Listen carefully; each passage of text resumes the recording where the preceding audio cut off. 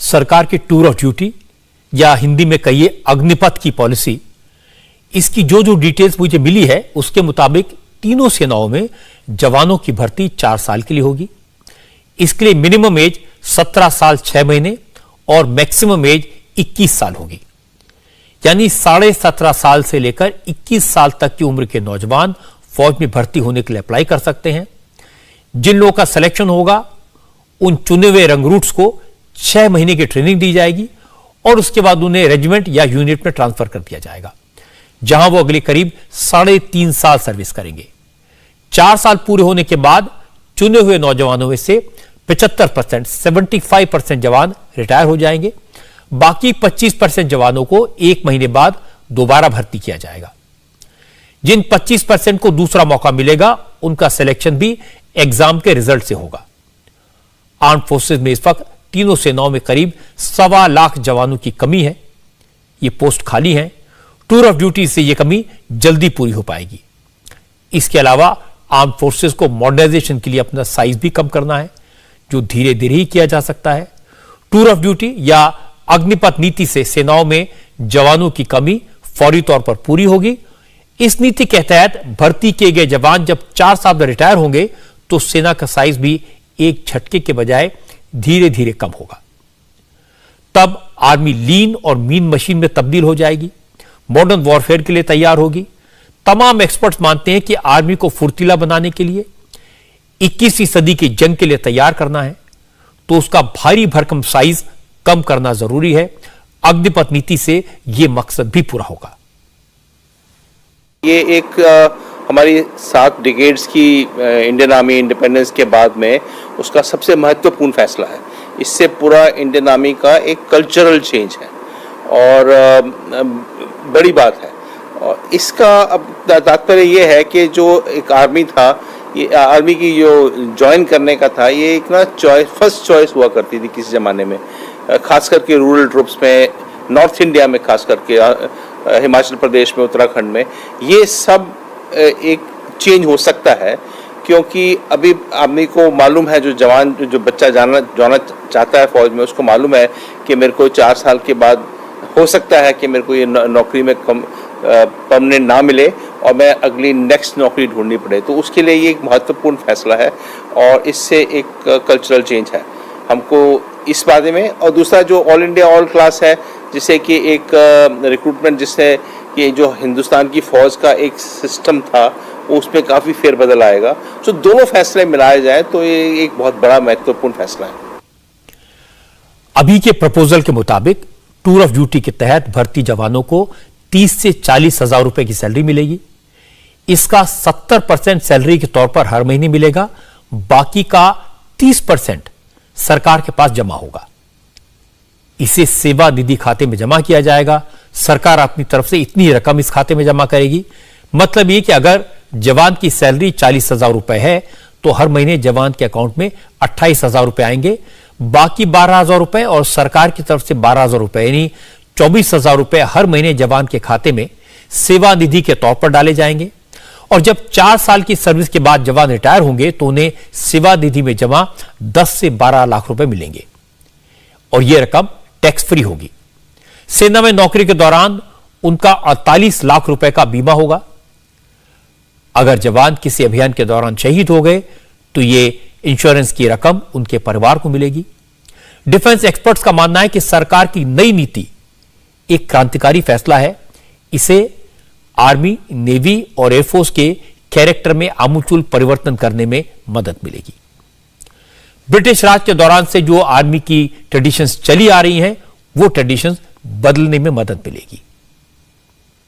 ये कई बार कहा गया है कि इंडियन आर्मी को थोड़ा फ्लैप कम करने की ज़रूरत है और इस कारण हो सकता है गवर्नमेंट का एक नेशनल सिक्योरिटी गवर्नमेंट की रिस्पॉन्सिबिलिटी है और आर्मी कितनी होगी, कितने लेवल की होगी, वो एक ऑपरेशनल पैरामीटर्स पे डिपेंड करता है। हमारा चैलेंजेस क्या है और इस पे गवर्नमेंट का डिसीजन है। अगर गवर्नमेंट के विचार में हम 1.2 मिलियन की फौज ज़्यादा है और उसको कम करने की आवश्यकता है 1 मिलियन करने की, तो ये गवर्नमेंट का डिसीजन है और हो सकता है हम उस तरफ बढ़ रहे हो। जो ये रेजिमेंटल कल्चर था उसमें फेरबदल आएगा और मेरे विचार में इसको हम इस हिसाब से एडजस्ट कर सकते हैं कि वो रेजिमेंटल कल्चर भी रहे और ऑल इंडिया ऑल क्लास, ताकि पूरे हिंदुस्तान में बराबर का रिक्रूटमेंट हो सके, वो रिक्रूटेबल मेल पॉपुलेशन में उसका वो भी इस्तेमाल किया जा सके। सो ये चीज पॉसिबल है। डिफेंस मिनिस्ट्री इस पॉलिसी को ड्राफ्ट करने पर 3 साल से काम कर रही थी। Retired chief of army staff MM Naravane ने टूर ऑफ ड्यूटी या अग्निपथ नीति के बारे में 2 साल पहले संकेत दिए थे। उस वक्त general Naravane chief of army staff थे। उन्होंने कहा था कि आर्मी ऑफिसर जब भी कॉलेज या किसी इंस्टीट्यूट में जाते हैं, युवाओं से इंटरेक्ट करते हैं, तो युवाओं का अक्सर सवाल होता है कि आखिर आर्मी लाइफ कैसी होती है। कुछ लोग पूरी जिंदगी सेना में नहीं बिताना चाहते, लेकिन सेना के बारे में जानना चाहते हैं, मातृभूमि की सेवा करना चाहते हैं। इसलिए अब सरकार ने इस तरह की नीति बनाई है ताकि देश के हर नौजवान को जो सेना में जाना चाहता है भर्ती का मौका मिले। The tour of duty concept is an idea which we are toying with. जब भी हम लोग स्कूल कॉलेज गए और वहां युवाओं से बातचीत की, हमारे कंपनी कमांडर और कमांडिंग ऑफिसर ऐसे दौरों पर जाते रहते हैं। कई बार उस बातचीत के माहौल से ये एहसास हुआ है कि उन युवाओं का एक बड़ा तबका ये जानने को उत्सुक था कि आर्मी की जिंदगी होती कैसी है। हालांकि वो इसे पूरी तरह से अपने करियर के तौर पर अपनाने को तैयार नहीं दिखे, तो हमें टूर ऑफ ड्यूटी का ख्याल आया। ये विचार इसी संवाद से पैदा हुआ कि क्या हम अपने युवाओं को कुछ समय के लिए सेना की जिंदगी का तजुर्बा करने का मौका दे सकते हैं। इसके बाद वो अपने चुने हुए करियर में आगे बढ़ने के लिए आजाद होंगे। और इसी पस मंजर में हम कुछ लोगों को सीमित समय, शायद 3 साल के लिए सेना में भर्ती करने के बारे में सोच रहे हैं। ये सोच रहे हैं कि क्या हम 1000 ऐसे जवानों की भर्ती से शुरुआत कर सकते हैं, उन्हें 6 से 9 महीने की ट्रेनिंग दे सकते हैं। For a period of say 3 years, maybe a truncated training period of 6 to 9 months. अब बहुत से लोगों के जहन में यह सवाल उठ सकता है कि 4 साल की सर्विस के बाद जवान क्या करेंगे, उनकी बाकी जिंदगी कैसे गुजरेगी। तो मैं आपको बता देता हूं कि सरकार की अग्निपथ नीति को इस बारे में सोचकर तैयार किया गया है। जो युवा आर्म्ड फोर्सेज में नौकरी करेंगे उन्हें इसका डिप्लोमा मिलेगा, क्रेडिट स्कोर भी दिया जा सकता है।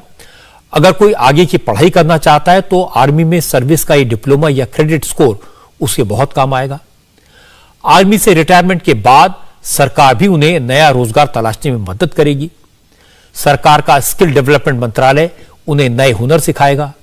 रिटायरमेंट के बाद ये जवान पुलिस या सेंट्रल पैरामिलिट्री फोर्सेज में भी नौकरी हासिल कर सकते हैं। इससे पुलिस फोर्स को भी ट्रेंड जवान मिलेंगे। कॉर्पोरेट सेक्टर में भी टूर ऑफ ड्यूटी पॉलिसी में काफी दिलचस्पी दिखाई है। सेना से ट्रेंड ये जवान रिटायर होने के बाद कॉर्पोरेट वर्कफोर्स का हिस्सा बन सकेंगे। अगर उन्हीं को आप BSF में, CRPF में, जो कि आज CAPF बोलते हैं, उसमें अगर सेकंड करियर ऑप्शन आप उनको दे देते हैं और सिर्फ 4 साल के बदले अगर प्रोग्रेसिवली कीजिए, कुछ को 4 साल के बाद, कुछ को 6 साल के बाद, कुछ को 8 साल के बाद, फिर उसके बहुत बेनिफिट्स हैं जो कि काफ़ी पार्लियामेंट्री कमिटीज़ ने, पे कमीशंस ने इसको कवर भी किया हुआ है। ये सही बात है कि जो रेगुलर आर्मी है वो लीन और मीन होना चाहिए, लेकिन और सपोर्ट कार्टर ज़्यादा होना चाहिए जो कि 5 साल के बाद, 10 साल के बाद, 12 साल के बाद निकले। लेकिन और ये चीज़ें जैसे मैंने आपको पहले बताया, पार्लियामेंट्री कमिटी रिपोर्ट्स ने, पे कमीशंस ने, अजय वीर सिंह कमेटी ने, AV सिंह कमेटी ने इन पे काफ़ी ज़्यादा तवज्जो में इन पर बहुत रिकमेंडेशंस दी हैं। बड़ी बात है, इस पॉलिसी से सिर्फ नौजवानों को सेना में सेवा करने का मौका नहीं मिलेगा, इससे सरकार को भी फायदा होगा। इस पॉलिसी से हजारों करोड़ रुपए बचेंगे और यह रकम तीनों सेनाओं के मॉडर्नाइजेशन में काम आएगी। नए हथियार खरीदे जा सकेंगे। 2021 में तीनों सेनाओं के डिफेंस बजट का लगभग 60% हिस्सा सैलरी और पेंशन देने में ही खर्च हो गया। इसके बाद आर्मी, नेवी और एयरफोर्स के पास नए और आधुनिक हथियार खरीदने के लिए ज्यादा पैसे नहीं बचे।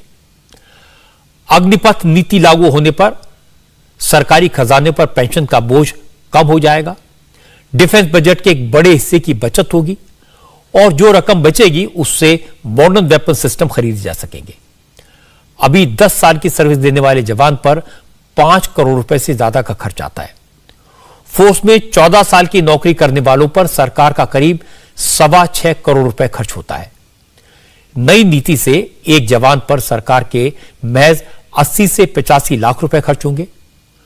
टूर ऑफ ड्यूटी के तहत 1000 जवानों की भर्ती से लगभग 11,000 करोड़ रुपए की बचत होगी।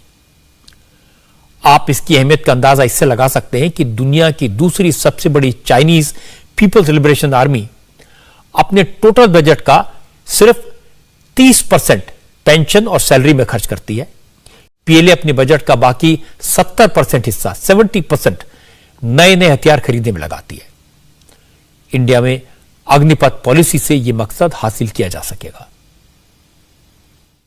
मेनली जो कहा जा रहा है और जो मुझे समझ आ रहा है वो ये है कि पेंशन बजट जो है, कहते हैं कि फौज का बहुत ज्यादा है, तो उस पेंशन बजट को कम करना है ताकि कैपिटल बजट बढ़ सके और फौज में नए हथियार, टेक्नोलॉजी वगैरह इंडक्ट कर सकें और जो न्यू एज वॉरफेयर है जो हम देख रहे हैं उसकी तरफ ज्यादा ध्यान दे सकें।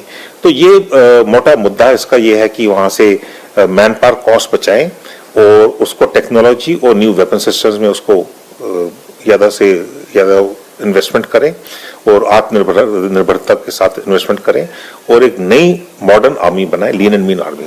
तो ये इसका मेन मुद्दा नजर आ रहा है।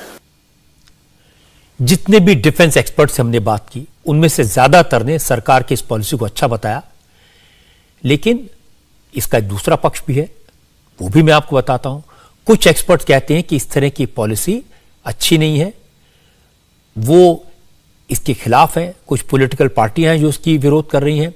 सेना में director general of military operation रह चुके retired lieutenant general Vinod Bhatia का कहना है कि इससे आर्मी के स्लोगन, नाम, नमक और निशान का जज्बा कमजोर होगा। मेरे ख्याल से ये अच्छी स्कीम नहीं है। देखिए, इंडियन आर्मी खासतौर से आर्म फोर्सेस जो हैं, अब 1947 से देखें अभी तक हर एक जगह इफेक्टिव रही हैं, सक्सेसफुल रही हैं। 1962 वॉर में भी टाइम मैगजीन में बोला था Indian army lacks everything except courage. ठीक है, जो सोल्जर है हमारा, जो जवान है और जो हमारी यूनिट्स हैं वो लड़ती हैं नाम नमक निशान के लिए, यूनिट की इज्जत के लिए। कारगिल की लड़ाई देखिए आप, मैं वहां पर था, मैं जुलाई के महीने में 99 में 27 यूनिट विजिट करी मैंने, और एक वहां पर हमें डायरेक्शन निकली कि सबने अपने नाम नमक निशान लड़ाई करी है यूनिट इज्जत के लिए, रेजिमेंटल इज्जत के लिए। तो वो अब हम उसको डिग्रेड कर रहे हैं। तो जो एक जवान आता है पलटन में, यूनिट में आता है, उसको 3 से 4 साल लगते हैं ट्रेन करने के लिए ताकि वो एक सेक्शन का या एक सबमरीन का या किसी टोली का हिस्सा बन सके।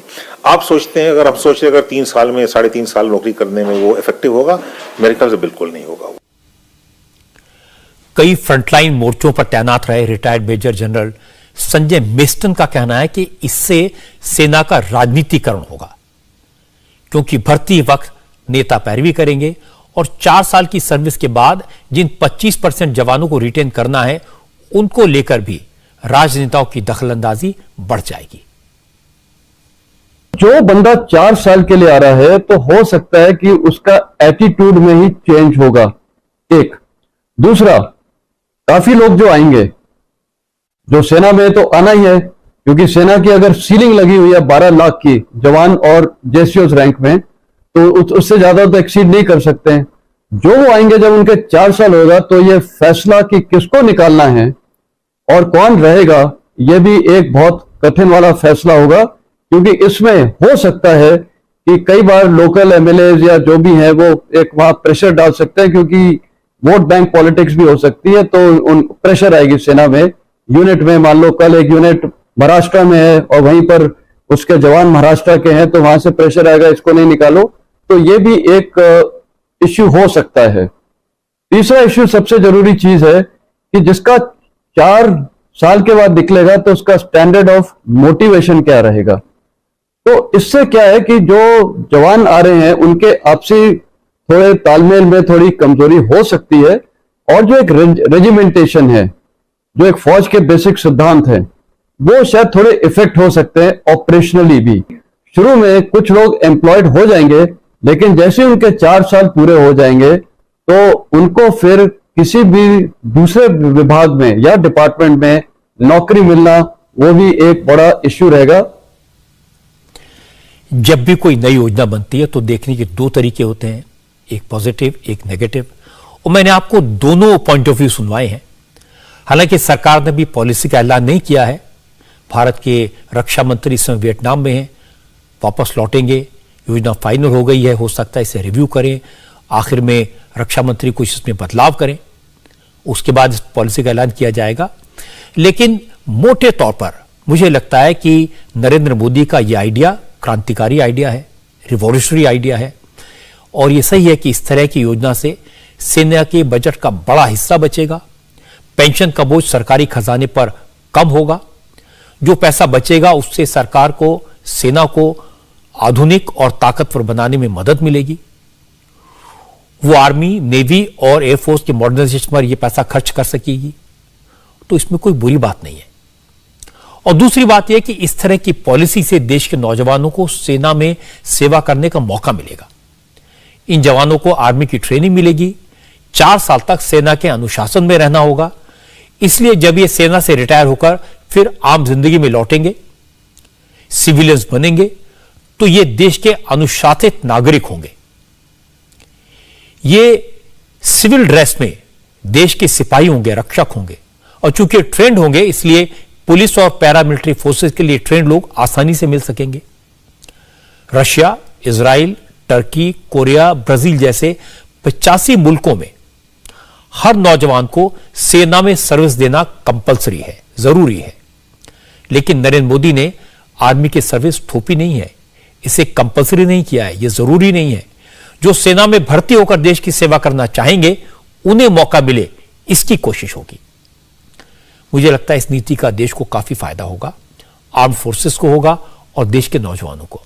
इसलिए सरकार के इस फैसले का स्वागत होना चाहिए और उसमें जो कमियां हैं उनकी तरफ पॉइंट आउट भी करना चाहिए।